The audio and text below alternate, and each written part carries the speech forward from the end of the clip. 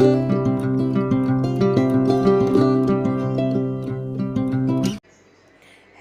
Everyone, স্বপ্নতরীর আরও একটি নতুন ব্লগে তোমাদের সকলকে স্বাগত।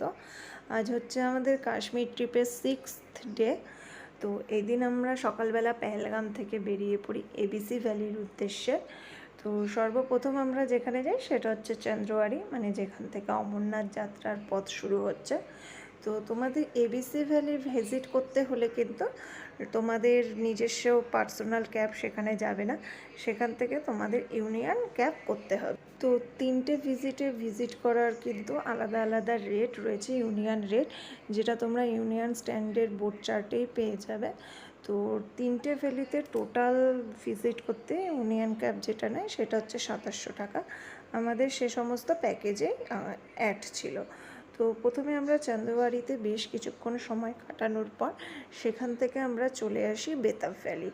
তো বেতাব ভ্যালিতে ঢোকার এন্ট্রি ফিস রয়েছে পার হেড 100 টাকা। তো এবিসি ভ্যালির মানে 3টে ভ্যালির মধ্যে আমার কাছে সবচেয়ে যেটি ভালো লেগেছে সেটা কিন্তু এই বেতাব ভ্যালি। মানে সেখানকার মনোরম দৃশ্য এতটাই সুন্দর, কি বলবো। তো এর আগেও তোমাদের বলেছি যে পুরোটা ক্যামেরা বন্দি করা পসিবল না, তবুও যতটা পেরেছি ক্যামেরা বন্দি করার চেষ্টা করেছি।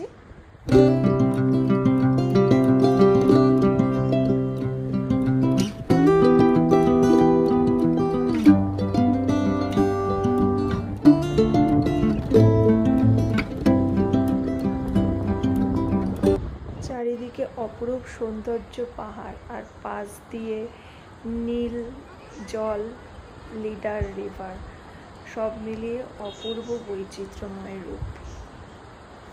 তো আমরা বেতাব ভ্যালিতে অনেকটা সময় কাটিয়ে নেওয়ার পর তারপরে আমরা চলে আসি আমাদের আজকের মতো লাস্ট ডেস্টিনেশন আরু ভ্যালিতে। তো আরু ভ্যালিতে আসার পরে সবার প্রথমে টিকিটটা কেটে নিলাম। তো আরু ভ্যালির পার হেড টিকিট হচ্ছে 50 রুপিস করে। তো টিকিট কাটার পর আমরা ভেতরে প্রবেশ করলাম এবং সেখানকার মনোরম দৃশ্য, প্রকৃতির সাথে কিছুক্ষণ সময় কাটালাম। বেশ খানিকক্ষণ সময় কাটালাম আমরা ওখানে। তো তারপর যথারীতি আমাদের ফেরার টাইম হয়ে এলো।